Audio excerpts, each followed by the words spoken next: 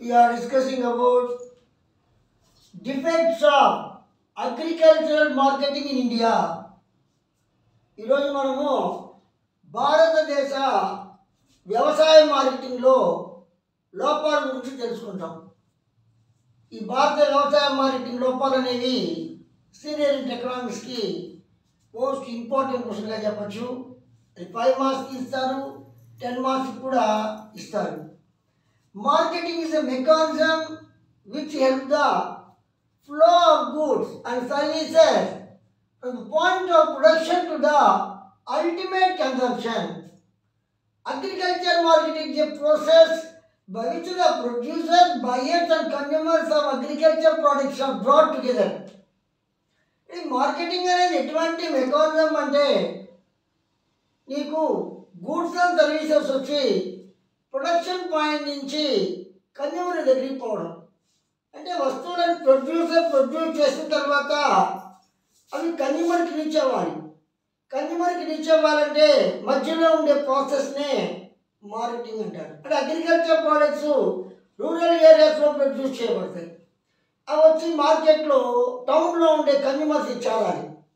కాబట్టి ప్రొడ్యూసర్స్కి కన్జ్యూమర్స్కి మధ్యలో ఉండే ప్రాసెస్సే ఆ మెకానిజమే అగ్రికల్చర్ మార్కెటింగ్ అంటారు. ఈ అగ్రికల్చర్ మార్కెటింగ్ అనేది ఎటువంటి ప్రాసెస్ అంటే ప్రొడ్యూసర్స్ని, బయ్యర్స్ని, కన్జ్యూమర్స్ ఒక దగ్గర తీసుకొని వస్తుంది. అగ్రికల్చర్ ప్రోడక్ట్స్ బయింగ్ చేసేటప్పుడు సెల్లర్స్ వచ్చి అమ్ముతారు, ప్రొడ్యూసర్ తయారు చేస్తారు, సెల్లర్స్ అమ్ముతారు, బయ్యర్స్ కొనుక్కుంటారు. అంటే ప్రొడ్యూసర్స్ అని ఫార్మర్స్, ఇక్కడ బయ్యర్స్ అంటే కన్జ్యూమర్స్, సెల్లర్స్ అంటే హోల్సేలర్స్, రీటైలర్స్. కాబట్టి ఈ ముగ్గురిని కలుపుతుంది. ఫార్మర్ వస్తువులు తయారు చేస్తాడు, హోల్సేలర్స్, రీటైలర్స్ పర్చేజ్ చేస్తారు, కన్జ్యూమర్కి అందిస్తారు. ఇప్పుడు మార్కెట్లో రైస్ అనేది నీకు విలేజ్లో రైస్ అనేది కల్టివేట్ చేయబడుతుంది. దాన్ని హోల్సేలర్స్, రీటైలర్స్ తీసుకొని వచ్చి కన్జ్యూమర్స్కి అమ్ముతారు. హోల్సేలర్స్ వచ్చి లాట్గా 100 బ్యాగ్స్, 200 బ్యాగ్స్, 300 బ్యాగ్స్ పర్చేజ్ చేస్తారు. రీటైలర్స్కి 10 బస్తాలు, 5 బస్తాలు ఇస్తారు. వాళ్ళు వచ్చి కన్జ్యూమర్స్కి 1 kg, 2 kg ఇస్తారు. ఇవన్నీ జరగాలంటే దీన్ని మార్కెటింగ్ అంటారు, ఇదే మెకానిజం అంటారు. కాబట్టి మార్కెటింగ్ అంటే అర్థం ఏంటంటే ఉత్పత్తిదారు నుంచి వినియోగదారునికి చేరేంత వరకు మధ్యలో ఉండే ఏదైతే ప్రక్రియ ఉంటుందో ఆ ప్రక్రియనే వ్యవసాయ మార్కెటింగ్ అంటారు. అంటే వ్యవసాయ మార్కెటింగ్లో ఉత్పత్తిదారులు, అమ్మకందారులు, కొనుగోలుదారులు ముగ్గురిని కలుపుతుంది వ్యవసాయ మార్కెటింగ్ అనేది. అంటే ఉత్పత్తిదారులని, వినియోగదారులని, అమ్మకందారుని కలిపే ఒక ప్రక్రియ వ్యవసాయ మార్కెటింగ్ అని చెప్పచ్చు. ఇక్కడ defects of Indian agriculture marketing. Agriculture మార్కెటింగ్లో ఎటువంటి లోపాలు ఉన్నాయి అంటే భారత వ్యవసాయ మార్కెట్ లోపాలు ఏంటి? ఎగ్జిస్టెన్స్ ఆఫ్ మిడిల్ మ్యాన్, మధ్యవర్తుల జోక్యం, mall practices in the market, inadequate facilities of transport, lack of storage facilities, lack of market information, lack of grading and standardization, lack of credit facilities, lack of organization among the farmers. ఇవన్నీ కూడా నీకు agriculture మార్కెటింగ్లో డిఫెక్ట్స్గా మనం చెప్తాం. మధ్యవర్తుల జోక్యం, మార్కెటింగ్లో మోసపూరిత విధానాలు, రవాణా సౌకర్యాల కొరత, గిడ్డంగి సౌకర్యాల కొరత, మార్కెట్ సమాచార లోపం, శ్రేణీకరణ, ప్రామాణీకరణ సౌకర్యాల కొరత, పరమ సౌకర్యాల కొరత, రైతులు అసంఘటితంగా ఉండడం, ఇవన్నీ కూడా వ్యవసాయ మార్కెట్లోని లోపాలుగా మనం చెప్పచ్చు. Existence of the middle man, మధ్యవర్తుల జోక్యం. ఇక్కడ ఫార్మర్స్కి, ఫైనల్ కన్జ్యూమర్స్కి మిడిల్ మ్యాన్ చాలా ఎక్కువ మంది ఉన్నారు. ఫార్మర్స్ ఏమో చదువు రాని వాళ్ళు, ఇలిటరేట్స్. వీళ్ళు ఈ యొక్క మిడిల్ మ్యాన్ ఏం చేస్తున్నారంటే ఫార్మర్స్ ఇలిటరేట్స్ కాబట్టి వాళ్ళకి అన్ఫెయిర్ ట్రేడ్ మెథడ్స్ వాడుతూ ఉన్నారు. అంటే మిడిల్ మ్యాన్ వచ్చేసి నీకు ఫార్మర్స్ యొక్క ప్రొడ్యూస్ దోచుకుంటున్నారు. అంటే మార్కెట్ ప్రైస్లో 60 to 70% ఆఫ్ ది మార్కెట్ ప్రైస్ని వీళ్ళే తీసుకుంటున్నారు. అంటే రైతులు తయారు చేసిన తర్వాత రైతులు వచ్చి 30 రూపాయలకి ఇస్తే మార్కెట్కి పోయేటప్పటికి 100 రూపాయలు అవుతుంది. 100 రూపాయలు మార్కెట్లో కన్జ్యూమర్స్ కొనేది 30 రూపాయలకే రైతులకు ఇస్తామని. అంటే మిడిల్ మ్యాన్ మధ్యలో 60-70% తింటున్నారు. అంటే వీళ్ళు అన్ఫేర్ ట్రేడ్ ప్రాక్టీసెస్ని వాళ్ళు వేస్తూ ఉన్నారు. అంటే ఫార్మర్స్ వచ్చేసి వస్తువులు అమ్మాలంటే బ్రోకర్లు ఉంటారు. వాళ్ళంతా తీసుకొని పోయి మార్కెట్లో ఉండే టౌన్లో ఉండే వ్యాపారస్తులు చూపించి ఆ యొక్క క్వాలిటీని బట్టి ధరిస్తారు. ఈ యొక్క మధ్యవర్తులు ఏం చేస్తారంటే ఇది మంచి వస్తువు కాదు అని చెప్పేసి రైతులకు వచ్చేసి చెప్పి తక్కువ ధరకే ఆ యొక్క వ్యాపారస్తులకు అంతా అమ్మిస్తున్నారు. దీనివల్ల ఏమవుతుంది, మధ్యవర్తులే సగం తినేస్తున్నారు డబ్బులు. అంటే వాళ్ళకే ఎక్కువ అమ్ముతారు, ఈ మధ్యవర్తులు వచ్చి లాభం కొరకు రైతులు తక్కువ డబ్బులు ఇస్తున్నారు. కాబట్టి ఇది మధ్యవర్తుల జోక్యం ఎక్కువగా ఉంది. రైతులకు వినియోగదారులకి మధ్య ఉండే మధ్యవర్తులు వచ్చేసి చాలా ఎక్కువ మంది ఉన్నారు. అంటే ఏబిసిడి, ఏ కమిషన్ తీసుకుంటారు, బి కమిషన్ తీసుకుంటారు, సి కమిషన్ తీసుకుంటారు, డి కమిషన్ తీసుకుంటారు. లాస్ట్ రైతులకు వచ్చేటప్పటికి రైతులకి ఏమో తక్కువ డబ్బులు వస్తాయి, ఆ వ్యాపారస్తులు మాత్రం ఎక్కువ ధరకే కొంటారు. మధ్యలో ఉండే మధ్యవర్తులంతా కూడా ఎక్కువ కమిషన్ తీసుకొని రైతులకి తక్కువ ధర లభించేటట్టు చేస్తున్నారు. వీళ్ళు కూడా ఈ యొక్క రైతులు చదువురాని వాళ్ళు అయిన దానివల్ల అనుచితమైన వ్యాపార పద్ధతులతో పాటిస్తున్నారు. కొన్ని అంచనాల ప్రకారము 60-70% మార్కెట్ ధర నీకు వీళ్ళు మిడిల్ మ్యాన్స్ మధ్యవర్తులే తీసుకుంటున్నారు. అంటే రైతులు 30 రూపాయలు లభిస్తుంది, 70 రూపాయలు వీళ్ళు మధ్యవర్తులు తినేస్తున్నారు అని చెప్పి ఒక అంచనా వేయడం జరిగింది. మాల్ ప్రాక్టీసెస్ ఇన్ ద మార్కెటింగ్లో మోసపూరిత విధానాలు. మిడిల్ మ్యాన్ మర్చెంట్స్ ఏకమైపోయేసి రైతులు పెసెంట్స్ అంతా కూడా మోసం చేస్తున్నారు. రైతులు, ఆ యొక్క వ్యాపారస్తులు, మధ్యవర్తులు ఇద్దరు కలిసి రైతులకు తక్కువ ధర చెల్లిస్తున్నారు. ఈ యొక్క మధ్యవర్తులు ఏం చేస్తారంటే రైతుల దగ్గరికి వేసి ధర లేదు, మీరు అమ్ముకోలేరు, ఇక్కడే పెట్టుకోండి అని చెప్పేసి డిమాండ్ చేస్తారు. వాళ్ళు వ్యాపారస్తులు కొనలేదని. అప్పుడేమో ఏదో ఒక రేట్ వస్తుంది, డబ్బులు కావాలి కాబట్టి ఏదో రేట్ వస్తుందని చెప్పేసి వాళ్ళు అమ్మేస్తారు. ఆటోమేటిక్గా అక్కడ వ్యాపారస్తులు తక్కువ ధర పొందుతారు, వ్యాపారస్తులకి లాభం వచ్చే ధర వస్తుంది, వీళ్ళకి కమిషన్ వస్తుంది, రైతులు మాత్రము తక్కువ ధర పొందుతూ ఉన్నారు. కాబట్టి ఈ యొక్క వాళ్ళు తూకాల్లో తప్పుడు లెక్కలు చూపిస్తుంటారు. అదేవిధంగా నీకు శాంపిల్స్ రూపంలో కొద్దిగా తీసుకుంటారు, చార్జెస్ రూపంలో కొద్దిగా తీసుకుంటారు. అంటే ధరలో తక్కువ ఇస్తున్నారు, శాంపిల్స్ అని చెప్పి ఒక్కో బస్తా ఒక రకంగా ఉంటుందని చెప్పి 10 బస్తాలు 50 గ్రాములు 100 గ్రాములు తీసారనుకో, 100 బస్తాలకి 100 గ్రాములు 100 గ్రాములు లెక్క 10 కేజీ పడుతుంది.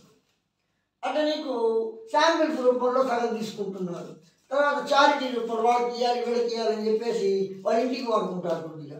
ఇవన్నీ కలిపి రైతులకు ధర ఏమో తగ్గిపోతూ ఉంది.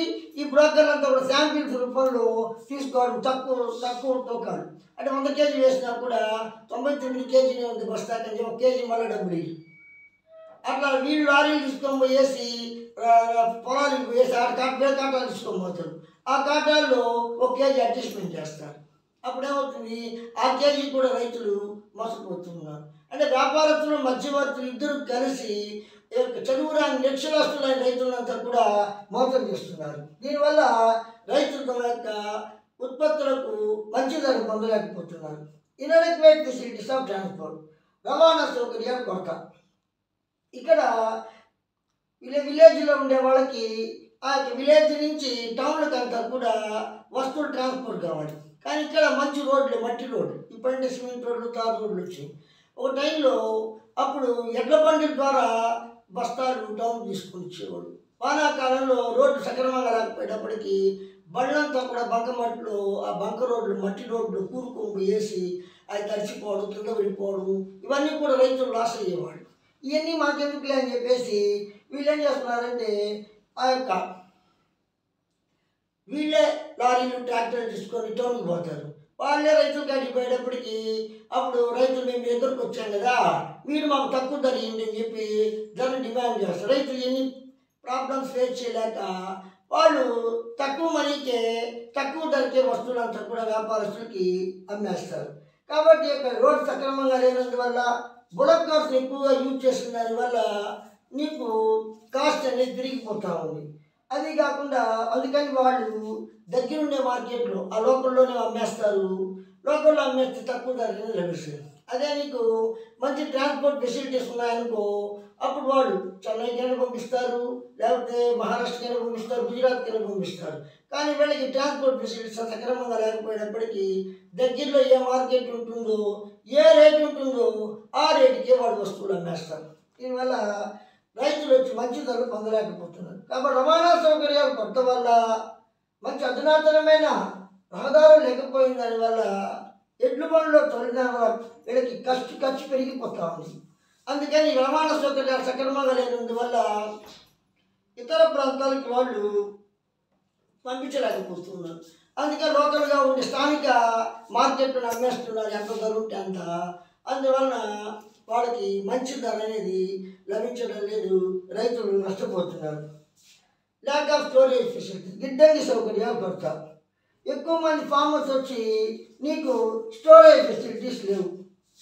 అన్సైంటిఫిక్ మెథడ్స్ ఆఫ్ స్టోరేజ్ వల్ల అగ్రికల్చర్ ప్రొడ్యూస్ వచ్చి ఈ యొక్క ఎలుక ర్యాట్స్, ఆ యొక్క పందికొక్కులు అంటే బండర్ కోట్స్, ర్యాట్స్ వల్ల ప్రోడక్ట్ నష్టపోతూ ఉన్నారు రైతులు. అంటే నీకు పంట పండిన తర్వాత రేట్ లేకపోతే గోడౌన్స్లో స్టోర్ చేసుకుంటే మంచి రేట్ వచ్చేదాకా వీళ్ళు ఆగొచ్చు. అప్పుడు మధ్యలో వాన వచ్చిందనుకో తడిచిపోయి ఎప్పుడు వాన వస్తుందో తెలియదు అని ఇచ్చిన పరిస్థితులు. అందుకని రైతులు భయపడి అప్పటికప్పుడు ఎంత రేటు ఉంటే అంత రేటు అమ్మేస్తారు. అదే స్టోరేజ్ ఫెసిలిటీస్ ఉన్నాయనుకో, అది కాకుండా వాళ్ళ ఇంటి ముందు కానీ, ఇంట్లో కానీ, బయట కానీ, ఆరు బయట కానీ కవర్ వేసి ఈ బస్తాలంతా కూడా వాళ్ళు అక్కడ పెడతారు.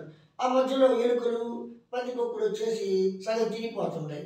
కాబట్టి ఉత్పత్తి చేసిన దాంట్లో కొంత పందికొక్కులు, ఎలుకలు తిని దానివల్ల ఆ పంట కూడా వాళ్ళు నష్టపోతున్నారు. అందులో మంచి స్టోరేజ్ ఫెసిలిటీస్ లేనందువల్ల వీళ్ళు లాస్ అవుతున్నారని చెప్పి చెప్పచ్చు అన్నమాట. ఎక్కువ మంది రైతులు గ్రామాల్లో ఉండే గిడ్డంగి సౌకర్యాలు కొత్తగా ఉన్నాయి. మంచి గిడ్డంగి సౌకర్యాలు లేనందువల్ల ఎలుకలు, పందికొక్కులు ఆ ఉత్పత్తులంతా కూడా తినేస్తున్నాయి. అందులో అక్కడ కూడా రైతులు తమ యొక్క ఉత్పత్తిని కోల్పోతున్నారు. దీనివల్ల వాళ్ళు మంచి ధర పొందలేకపోతున్నారు, క్వాలిటీ తగ్గిన దానివల్ల నష్టపోతున్నారు. Lack of market information, market సమాచార లోపం. ఇక్కడ ఫార్మర్స్కి వచ్చి మార్కెట్లో ఎంత ప్రైస్ ఉందనేది, ఏ రేట్లు ఉన్నాయి, ఎప్పుడు ఎంత రేట్లు ఉన్నాయి తెలియదు. అందుకని కరెక్ట్గా పంట పండించగానే పంట అందరూ కోస్తారు, ఒకటేసారి రైతులంతా కూడా కట్ చేస్తారు, పంటని కోతలు వస్తారు. ఎప్పుడైతే ఆ యొక్క కల్టివేట్ చేసేటప్పుడు బిజినెస్ మ్యాన్స్ అంతా ఏం చేస్తారంటే యూనిటీగా ఉండి ప్రైస్ని తగ్గించేస్తారు. ఇంక వీళ్ళు కొయ్యంగా తప్పనిసరిగా మార్కెట్లో అమ్మేయాలి. అందుకని నీకు వాళ్ళకి ఎంత రేటు ఉంటే అప్పుడు తగ్గించేస్తారు కాబట్టి ఆ రేటుకి వాళ్ళు అమ్ముకోవాలి. వీళ్ళు లాస్ట్ కోత ముందేమో వీళ్ళ కోత ముందే ఎక్కువ రేటు ఉంటుంది. వాళ్ళు వచ్చి ఇక్కడికి వచ్చేసేటప్పటికి మార్కెట్కి వచ్చే వ్యాపారస్తులు రేటు తగ్గించేస్తారు. అప్పుడు వాడు ఏదో రేటుకి అమ్ముకోవాలి. అక్కడ కూడా మార్కెట్ ధరని వీళ్ళు పొందలేకపోతున్నారు. కాబట్టి ఈ యొక్క గ్రామాల్లో ఉండే వాళ్ళకి ఎంత మార్కెట్లో ఏ రేటు ఉంది అనేది తెలియని దానివల్ల వాళ్ళు మంచి రీజనబుల్ ప్రైస్ పొందలేకపోతున్నారు. అంటే భారతీయ రైతులు వచ్చేసి మార్కెట్లో ఎంత ధరలు నిర్ణయించబడుతున్నాయి అనేది వీళ్ళకి తెలియదు అన్నమాట. ఎప్పుడైతే ఎక్కడో మారుమూల గ్రామాల్లో వీళ్ళు ఉండడం వల్ల ఎప్పుడో రేడియోలో ఏదో అప్పుడు వాళ్ళు విషయం తెలిసిన దానివల్ల ఎంత రేటు ఉంటే తెలియదు. అందుకని రేట్లు ఏ రేటు కంటే ఆ రేటు తక్కువ ధరకే వాళ్ళు అమ్మేసుకుంటున్నారు. దీనివల్ల రైతులు వచ్చి నష్టపోతున్నారు. Lack of grading and standardisation facility, శ్రేణీకరణ, ప్రామాణీకరణ సౌకర్యాలు కొట్ట. జనరల్గా ఫార్మర్స్ వచ్చేసి నీకు క్వాలిటీ గురించి తెలియవు. వాళ్ళు ఏం చేస్తారంటే ఒక గ్రామంలో ఉండే వాళ్ళంతా కూడా 5 బస్తాలు, 10 బస్తాలు, 15 బస్తాలు అంతా కూడా పండిస్తారు. ఆ పండించినప్పుడు అంతా రాసేస్తారు. మంచి క్వాలిటీకి ఒకే రేటు, తగ్గు క్వాలిటీకి ఒకే రేటు ఉంటుంది. అదే గ్రేడింగ్ వేసి లావుగా ఉండేది, మీడియంగా ఉండేది, సన్నగా ఉండేది, నోపుగా ఉండేది విడదీశారనుకో, లావుగా ఉండే వాటికి మంచి రేట్ వస్తుంది, కొద్దిగా మీడియం ఉండే దానికి మీడియం రేట్ వస్తుంది. కానీ ఇక్కడ గ్రేడింగ్ సౌకర్యాలు ఫెసిలిటీస్ లేని దానివల్ల మంచి క్వాలిటీకి మంచి ధర లభించడం, అన్ని క్వాలిటీస్కి ఒకే ప్రైస్ లభించిన దానివల్ల ఫార్మర్ నష్టపోతున్నాడు. గ్రామీణ ప్రాంతాల్లో రైతులకు వచ్చి నాణ్యతకు సంబంధించిన కేంద్రాలు లేవు. అందువల్ల వాళ్ళు మంచి వస్తువులకు కూడా తక్కువ రేటే పొందగలుగుతున్నారు. దీనివల్ల రైతులు వచ్చి నష్టపోతున్నారు. మంచి క్వాలిటీకి మంచి ధర లభించిన దానివల్ల రైతులు నష్టపోతున్నారు. ల్యాక్ ఆఫ్ క్రెడిట్ ఫెసిలిటీస్, పరపతి సౌకర్యాలు కొరత. ఇండియన్ ఫార్మర్స్ వచ్చి చాలా పూరు. వీళ్ళు ఎక్కువగా కూడా వాళ్ళు మనీ లెండర్స్ మీద ఆధారపడతారు. మనీ లెండర్స్ ఎక్కువ ఇంట్రెస్ట్ ఛార్జ్ చేస్తారు. వాళ్ళు పంట పండంగానే ఇమీడియట్గా మా డబ్బులు మాకు ఇచ్చేయండి అని చెప్పి ప్రెజర్ చేస్తారు. ఆ టైంలో ఎంత రేటు ఉందో అంత రేటుకి అమ్మేసి వాళ్ళు డబ్బులు ఇవ్వాల్సి వస్తుంది. మాకే అమ్మేసేయండి అని చెప్పి తక్కువ రేటుకి వాళ్ళు కొనుక్కుంటారు. అప్పుడు కూడా వాళ్ళకి మంచి ధర లభించడం లేదు. ఫార్మర్స్ వచ్చేసి మంచి ధర ప్రైస్ పొందలేకపోతున్నారు. కాబట్టి గ్రామీణ ప్రాంతాల్లో పరపతి సౌకర్యాలు కొడుతుంది. భారత వ్యవసాయదారులు నిరక్షరాస్యులు. వాళ్ళకి ఆ యొక్క పరపతి సౌకర్యాలు సక్రమంగా డబ్బులు లేవు. వాళ్ళకి పూరు కాబట్టి, పేదవారు కాబట్టి ఆ యొక్క గ్రామాల్లోని వడ్డీ వ్యాపారస్తుల మీద ఆధారపడతారు. వడ్డీ వ్యాపారస్తులు ఎక్కువ వడ్డీ ఛార్జ్ చేస్తారు. పంట పండగానే మాకే అమ్మాలని రెస్ట్రిక్షన్ పెడతారు. ఆ పంట అందరికన్నా రూపాయి తక్కువ ఇవ్వాలి మాకు అంటారు. కానీ ఏమి చేయకపోతే ఎందుకు డబ్బులు వాళ్ళు కట్ తీసుకుంటారు. ఇంట్రెస్ట్ ఇవ్వాలి, ధర కూడా తక్కువ ధరకి ఇవ్వాలి. అది 2-3 లాస్ పొందుతున్నారు వాళ్ళు. అంతే వాళ్ళు నష్టపోతున్నారు. మంచి బ్యాంకులు వచ్చి తక్కువ వడ్డీ రేటు గరిస్తే వీళ్ళు ఎంకరేజ్మెంట్గా వర్క్ చేస్తారు. అందువల్ల వ్యవసాయదారులు మోసపోతున్నారు. Lack of organisation among the farmer, రైతులు అసంఘటితంగా ఉన్నాం. ఇండియన్ ఫార్మర్స్ వచ్చేసి ఒక్కొక్క డిఫరెంట్ ప్లేసెస్లో ఉంటారు. డిఫరెంట్ లాంగ్వేజ్ మాట్లాడుతూ ఉంటారు. వాళ్ళు యూనిటీ ఉండదు. ఒకరు తమిళనాడులో ఉంటారు, ఒకరు ఆంధ్రప్రదేశ్లో ఉంటారు, ఒకరు కర్ణాటకలో ఉంటారు, మహారాష్ట్రలో ఉంటారు. డిఫరెంట్ లాంగ్వేజ్ మాట్లాడుతుంటారు. మార్కెట్లో వాళ్ళకి తమిళనాడు కర్ణాటక పోవడం, ఆంధ్ర పోవడం, ఇక్కడ కావాలి ఇక్కడ అమ్ముకోవడం వాళ్ళకి కుదరదు. అందుకని వాళ్ళు లోకల్లో ఏ రేటు ఉందో అదే రేటుకి అమ్మేస్తారు. అదే నీకు ట్రేడర్స్ వాళ్ళు వ్యాపారస్తులు కాబట్టి అందరూ ఒక యూనిటీగా ఉండి ఆ టైంలో రేటు తగ్గించేస్తారు. అప్పుడేమవుతుంది, ఏపీలో ఎంత రేటు ఉంటే అంతే అమ్ముకోవాలి. ఒకవేళ తెలంగాణ ఇక్కడ తమిళనాడు ఎక్కువ ఉన్నప్పుడు అమ్మలేదు. దీనివల్ల డిఫరెంట్ లాంగ్వేజెస్ వల్ల డిఫరెంట్ ప్రైసెస్ నీకు యూనిటీ లేనందువల్ల ఫార్మర్స్ వచ్చి తక్కువ ప్రైస్కి సేల్ చేసుకుంటారు. దీనివల్ల ఫార్మర్ నష్టపోతున్నారు. కాబట్టి భారతదేశంలో వ్యవసాయదారులు ఒక ప్రాంతానికి సంబంధించి ఉండి వివిధ ప్రాంతాల్లో ఉంటారు. వివిధ భాషలు మాట్లాడతారు. ఒక భాష ఒకరికి అర్థం కాదు. అందుకని వాళ్ళు ఒకే విధంగా ఐక్యతతో ఉండరు.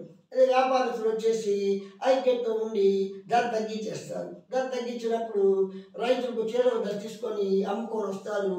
అందువల్ల నీకు వీళ్ళు నష్టపోతున్నారు. రైతులు వచ్చేసి నష్టపోయి వాళ్ళ యొక్క దిగుబడికి మంచి ధర అనేది లభించలేదు.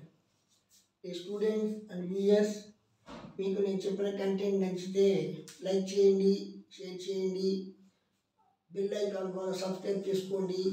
ముఖ్యంగా నా యొక్క కంటెంట్ అంతా మీకు అందుతుంది. నా ఛానల్ సపోర్ట్ చేసినట్టు ఉంటుంది. కానీ వింటున్నారు కానీ సబ్స్క్రైబ్ చేసుకోవడం లేదు. కాబట్టి సబ్స్క్రైబ్ చేసుకుంటే నాకు కూడా ఇంట్రెస్ట్ అనేది వస్తుంది. ప్లీజ్ సబ్స్క్రైబ్ చేసుకుంటారని చెప్పి ఆశిస్తున్నాను.